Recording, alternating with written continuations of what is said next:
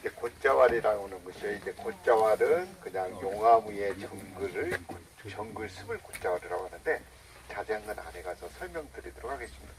우리 제주도가 이렇게 고구마처럼 생겼는데 이렇게 네 군데가 곶자왈이에요. 제주도 전체 면적의 6%를 차지하고 있는데 뭐 생태 통로 제주의 허파라고 하는 것이 이것이기도 합니다. 보통 한 빗물들이 한 18%가 땅속으로 스며든다고 합니다.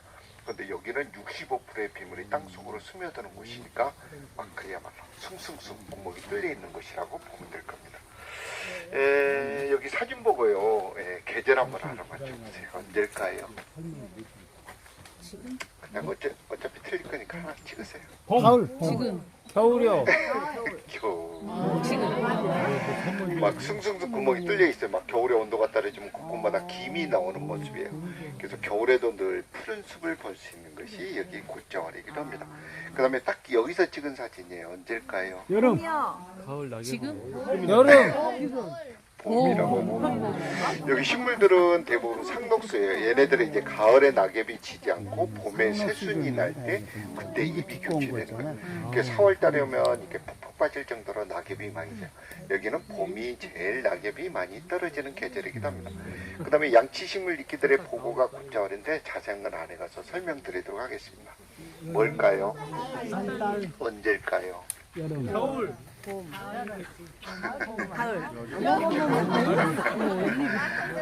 열매는 똑같은데 이파리가 상록성이에요. 옛날에 엄마가 아팠을 때 딸기를 먹어야 된다니까 소녀가 엄마를 위해서 숲속에서 기도하니까 보여줬다고 해서 그 전설 속에 나오는 효녀 딸기죠. 그럼 겨울에 맞네. 곶자왈의 자생식물이기도 하는데 안에 가면 시천지로 깔려 있습니다.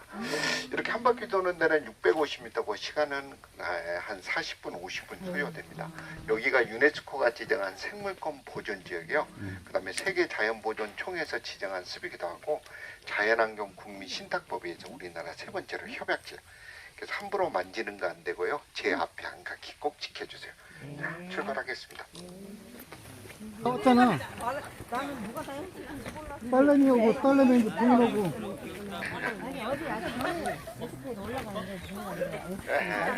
제가 거기서 공항에서 봤어. 들어강 나경호라 경안디 자왈대를 여기 가지 왔고. 말라. 무슨 말인지 알아 직구가. 곳으로 가서 곳은 숲을 의미합니다. 숲으로 가서 나무를 내오되 자왈은 가시덤불을 의미해요. 틀리니까 가지 말라는. 그래서 곶자왈이라고 하는 뜻은 곳은 숲, 자왈은 가시덤불을 의미합니다.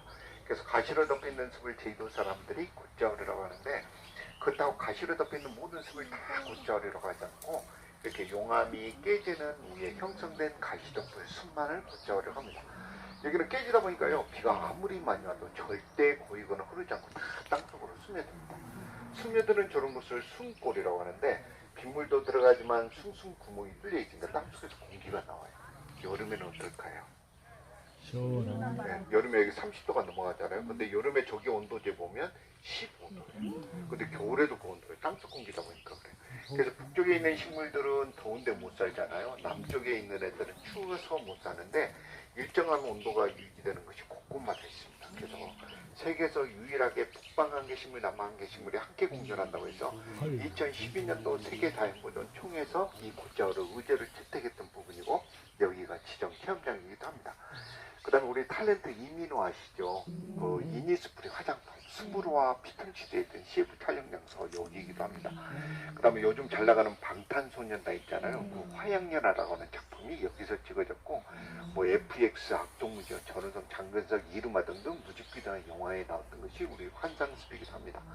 그 다음에 저 개인적으로는 지난 여름에요. KBS 1에 제가 인간극장의 5부작의 주인공으로 나가기도 했습니다. 그 다음에 뭐 다큐 공감 능력자들 청기누슬 등등 나갔고요. 지지난주에는 한국기행에서 제가 나갔어요. 왜 나갔는지 제가 가면서요 얘기로 이렇게 꾸며드리도록 하겠습니다. 그 다음에 여기 보면 돌이나 나무들 이렇게 막 다닥다닥 붙어 있는 애들이죠. 우리 제주도 사람들은 콩처럼 생겼다 해서 콩난이라고 하는데 본래 이름은 콩을 이렇게 짜게 놨다고 해서 콩짜기 동물의 양치식물이기도 합니다. 근데 한라산 쪽에 가보면 얘네들이 추워서 못 살고요. 밑에 쪽만 자라는 식물인데 밑에도 아무데나 자라는 것이 아니라 이렇게 환경이 좋은 곳. 그래서 이 식물을 환경 지표 식물이라고 하는데 겨울에 와도요 이렇게 파란 모습을 가지고 있습니다.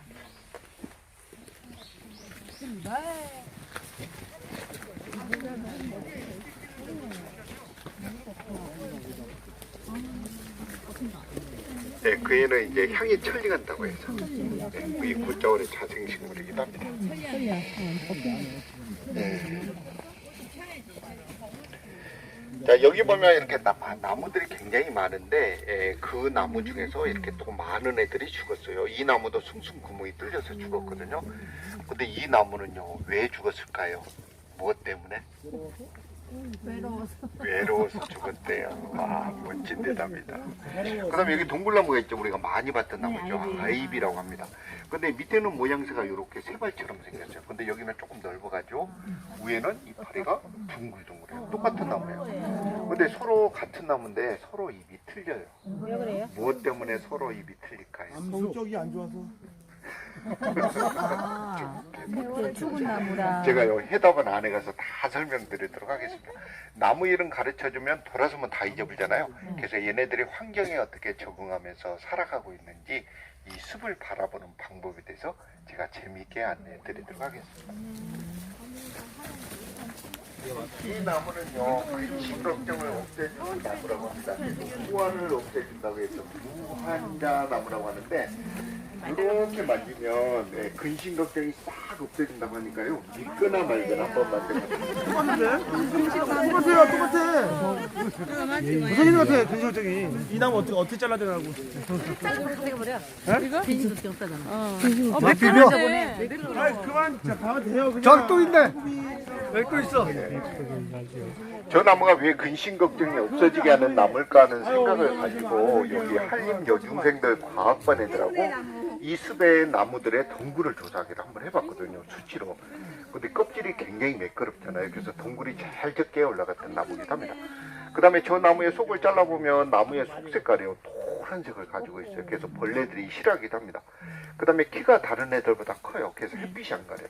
그래서 근심 걱정이었다고 하는데, 이제 조금 있으면 이제 초겨울이 되면 이렇게 구슬처럼 까만 열매가 떨어지거든요.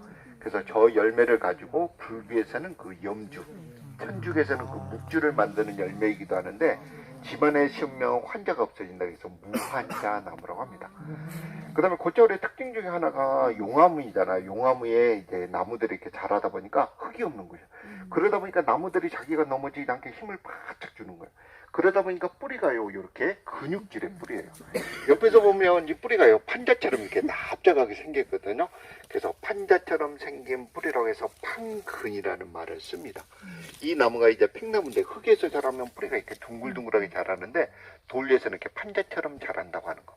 가다 보면 신기하게도요, 판근들이 이제 곳곳마다 보일 겁니다.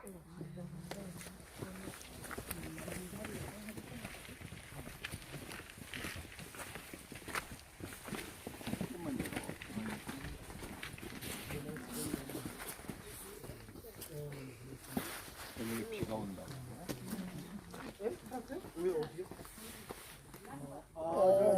있으니까.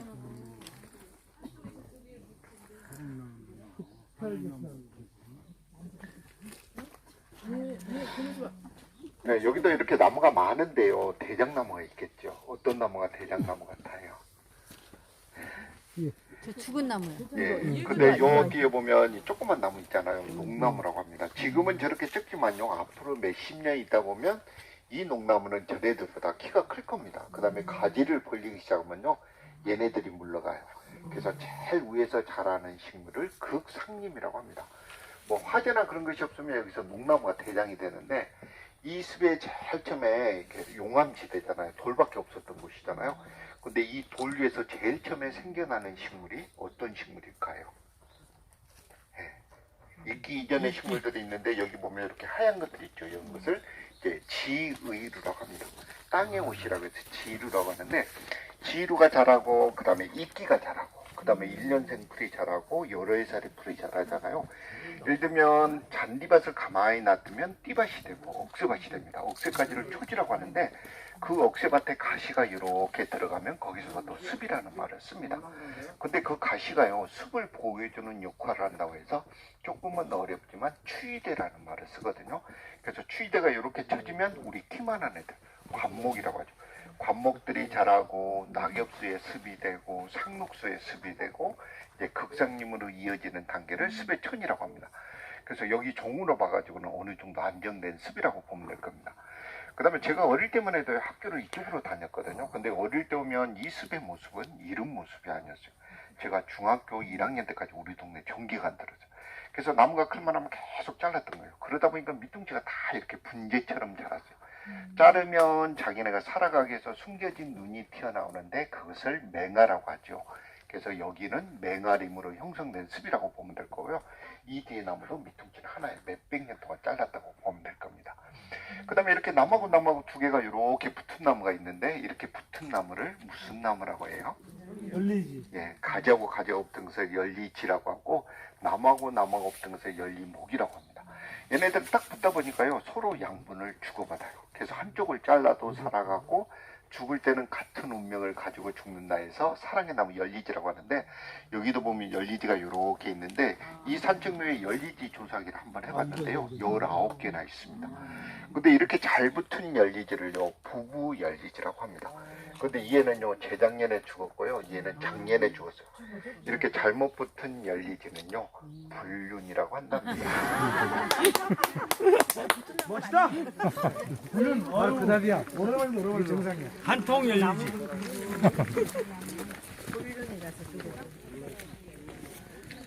네, 추운 겨울에 이 습에 오면 어떤 모습인가 하면 겨울에도 이렇게 파란 모습을 가지고 있는 것이 여기 곶자오래이긴 합니다. 얘네들이 무슨 종류예요?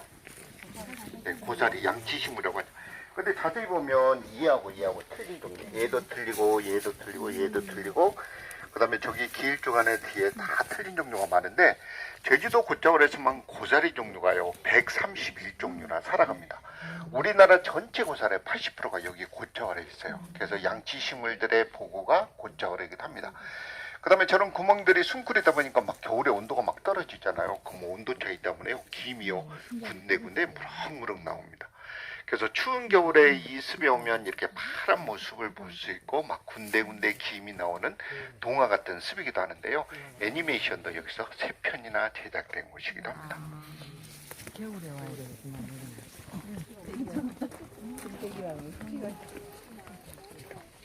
자, 여기 보면 이렇게 가시나무가 있는데 요즘 당뇨에 좋고 항암 효과가 좋다고 해서 차로도 많이 나오는 나무인데 후지뽕이라고 하는 나무. 근데 가시가 요렇게 많아요.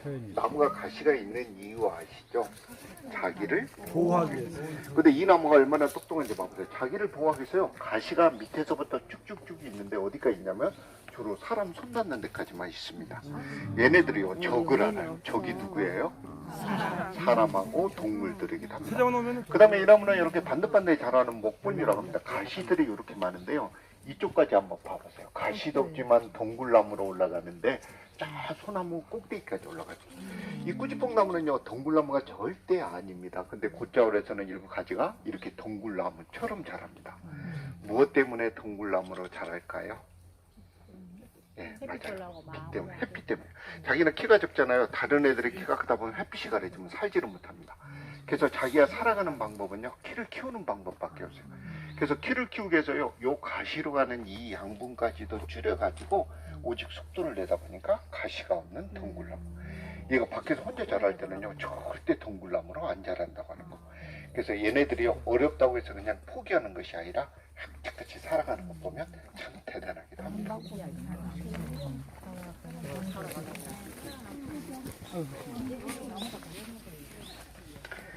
네, 이 나무는 떼죽나무라고 합니다. 열매가 독이 엄청 많아요. 그래서 그 열매를 돌로 빻아가지고 물에다 뿌려주면 고기가 때로 죽는다 해서 떼죽나무라고 합니다. 제가 이 길을요, 갈등의 길이라고 했어요. 근데 갈등이라고 하는 것이 어떤 것보다 갈등이라고 할까요? 그냥 남편하고 살아왔던 것이 갈등이죠. 근데 본래 갈등이라고 하는 뜻은 한자로 보면 칡갈자에 등나무 등자, 칡나무와 등나무 함께 있는 상태를 갈등이라고 하거든요. 그래서 여기 있는 이 나무가 칡나무예요. 칡나무는요 나무에 올라갈 때 이렇게 오른쪽을 감고 올라가요. DNA가요 오른쪽으로 향하도록 되어 있습니다. 그 다음에 여기 자국이 이렇게 있는데 이 자국은 등나무 자국이에요. 처음에는요 등나무가 혼자서 왼쪽으로 혼자서 올라갔습니다. 근데 기구한 인생 칡나무가 다시 오른쪽으로 올라가죠. 속에 있는 떼죽나무는 점점 몸집을 불리니까 등나무는 죽었어요. 그래서 이런 상태를 칡갈자, 등나무 등자, 갈등이라고 정의했는데 식물 용어에서 왔던 얘기이기도 합니다. 중국 사람들도 우리 환상수 배우거든요. 근데 중국 사람들한테 저 갈등에 대한 한자의 뜻을 한번 물어보면요, 중국 사람들은 무슨 뜻인지 모른다고 하는 거. 그래서 우리 선조들이 쟤는 아주 기가 막힌 단어가 갈등이라고 하는 거. 근데 제가 설명하다 보니까 사람들이 이렇게 자꾸 만지다 보니까 자국만 남고 없어졌잖아요. 그래서 제가 다시 설명해서 재작년에 개유등을 여기까지 올려놨는데 이 등나무가 왼쪽으로 2년 동안 쫙 위에까지 올라갔어요. 이 등나무가 계속 올라가면 이 속에 있는 칡나무의 운명은 또 어떻게 될까요? 네, 또 죽어요. 이런 상태를 뭐라고 해요? 이런 상태는요, 반전이라고 합니다. 제가 교육을 목적으로 농촌 교육농장으로도 운영하고 있거든요. 그래서 우리 학생들, 특히 중학생들이 오면요, 여기서 갈등에 대한 얘기를 굉장히 많이 합니다. 제일 예민한 시기잖아요. 그래서 뜻, 종류, 왜 필요한지도, 갈등이 없는 세상은 어떤 세상인지, 이 숲이 아름다운 이유가 있는데 갈등 때문이라고 한번 생각해 봤어요. 이파리 떨어지고 죽어가는 것이 갈등 때문이잖아요. 근데 얘네들이 없다고 하면 돌짝밭이라요. 얘네들은요, 영양실조로 죽을 수밖에 없을 겁니다. 근데 갈등은 나한테 오면 어때요? 힘들잖아요. 근데 이겨내면 이렇게 아름다운 숲처럼 희열도 있다는 얘기를 하는데, 때로는 여기서요 30분 동안 갈등 얘기만 할 때도 있어요. 뭐 홍길동의 갈등, 아파트에서 절대 뛰어내리지 말기. 우리 중학교 1학년, 2학년, 3학년 교과서 계속 나오는데, 환상숲에 왔을 때 갈등 얘기 절대 잊지 말도록 당부 드리는 곳이기도 합니다. 갈등은 좀 힘들지만요, 이겨내면 이렇게 아름다움도 있다는 거요. 꼭 잊지 말아주세요. 저는요.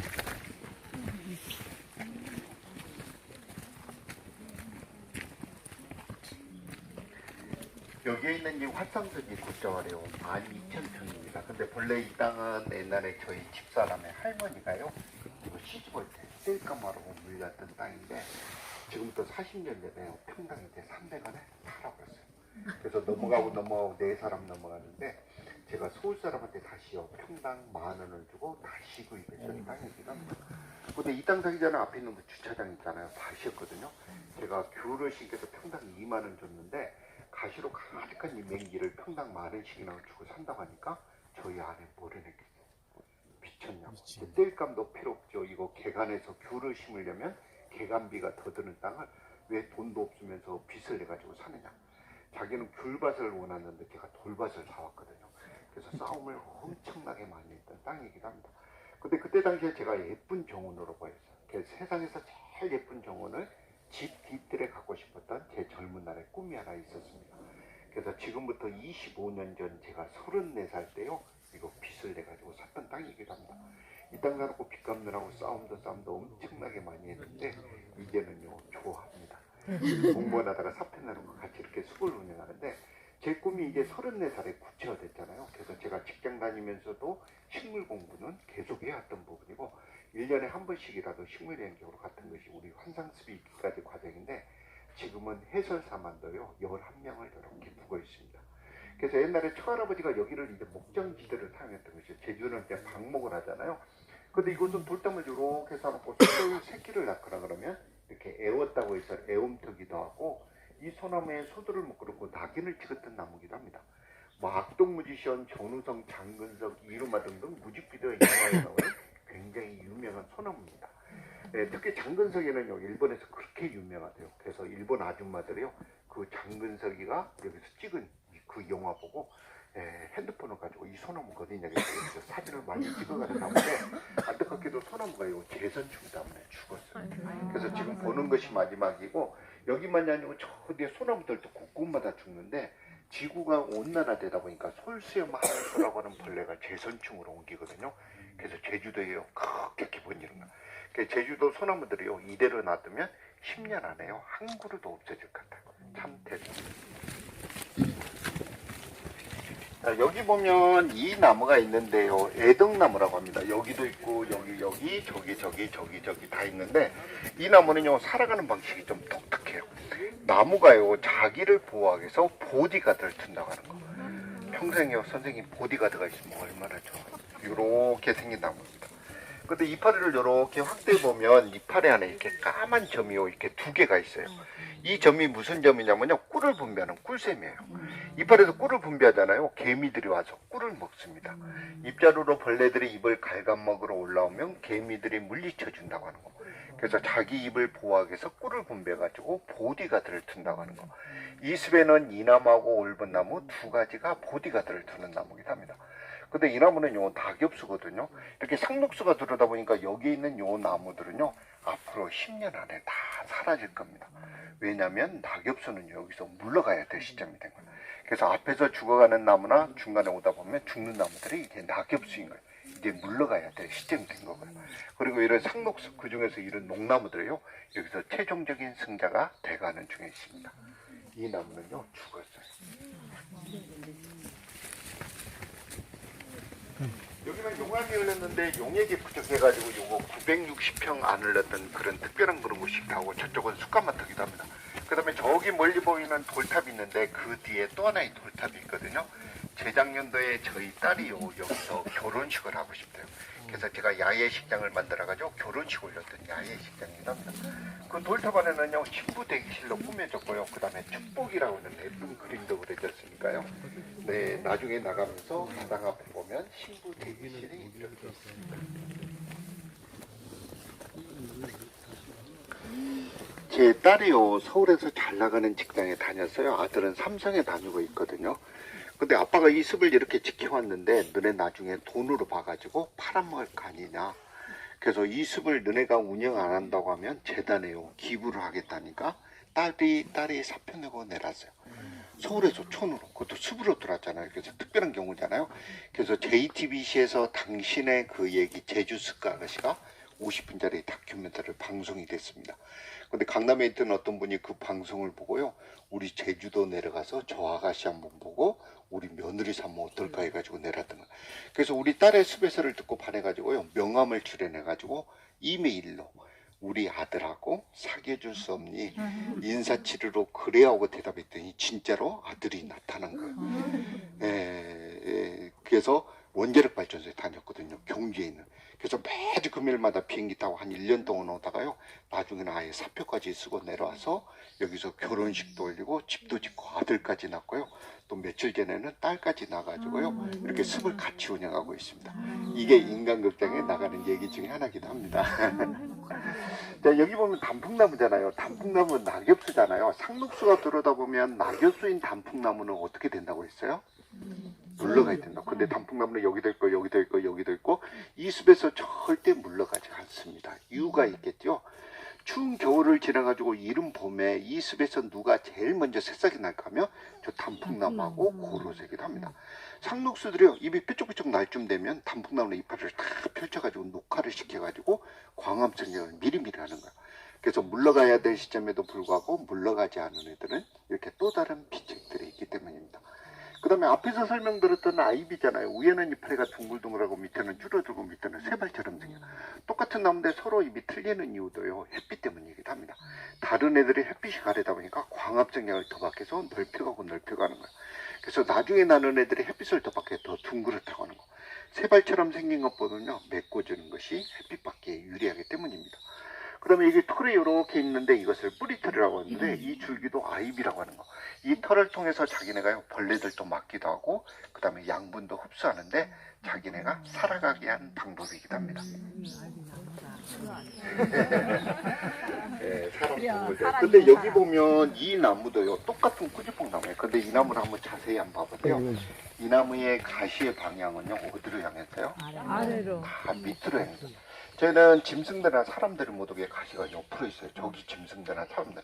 근데 얘는 똑같은 꾸지뽕 나무인데요, 가시가요 이렇게 밑으로 있습니다. 이 어린 꾸지뽕의 적은요, 누구일까요? 나무? 맞아요, 벌레예요. 어릴 때는 이파리가 몇 개 없잖아요. 벌레들은 다 어디서 올라와요? 올라오지 못하도록 가시 방향이 밑으로 향해요. 근데 이게 사람 꺾어지면 얘네들은요, 가시가 옆으로 자랍니다. 어릴 때의 적은 벌레들, 크면 짐승들이나 사람들, 뿌리도 틀리고 잎도 틀리는 거 보면 진짜 똑똑하죠. 얘네들 보면요, 아깝기도 하고 사랑스럽기도 합니다.